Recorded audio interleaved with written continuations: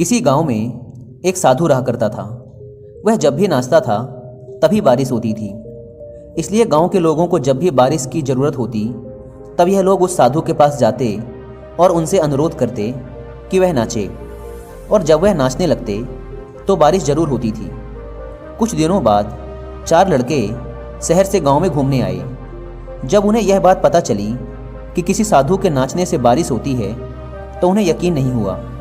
शहरी पढ़ाई लिखाई के घमंड में उन्होंने गांव वालों को चुनौती दे दी कि अगर हम भी नाचेंगे तो बारिश होगी, और अगर हमारे नाचने से बारिश नहीं हुई तो साधु के नाचने से भी बारिश नहीं होगी।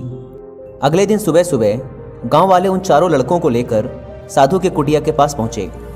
गांव वालों ने साधु को सारी बात बताई। फिर उन लड़कों ने नाचना शुरू किया। पहले लड़के ने नाचना शुरू किया। आधा घंटा बीत गया। फिर पहला लड़का थक कर बैठ गया, पर बादल नहीं दिखे। कुछ देर बाद दूसरे लड़के ने नाचना शुरू किया और 1 घंटे बीतते बीतते वह भी थक कर बैठ गया। बाकी दोनों लड़कों ने भी ऐसा ही किया, पर बारिश नहीं हुई। अब साधु की बारी थी। उसने नाचना शुरू किया। 1 घंटा बीत गया, पर बारिश नहीं हुई। साधु फिर भी नहीं रुका, वह नाचता ही रहा। नाचते नाचते 2 घंटे बीत गए, पर बारिश नहीं हुई। 4 घंटे बीत गए, पर बारिश नहीं हुई। लेकिन साधु तो रुकने का नाम ही नहीं ले रहा था। धीरे धीरे शाम ढलने लगी कि तभी बादलों की गड़गड़ाहट सुनाई दी और थोड़ी देर बाद जोरों की बारिश होने लगी। यह देखकर चारों लड़के दंग रह गए और तुरंत साधु से क्षमा मांगी। फिर चारों लड़कों ने साधु से पूछा, बाबा, भला ऐसा क्यों कि हमारे नाचने से बारिश नहीं हुई और आपके नाचने से बारिश हो गई?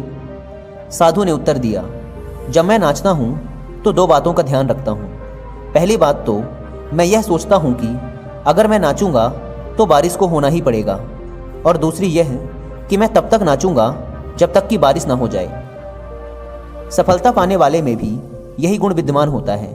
वे जिस काम को भी करते हैं उसमें उन्हें सफल होने का पूरा भरोसा होता है, और वह तब तक उस काम को करते हैं जब तक कि उसमें सफल ना हो जाएं।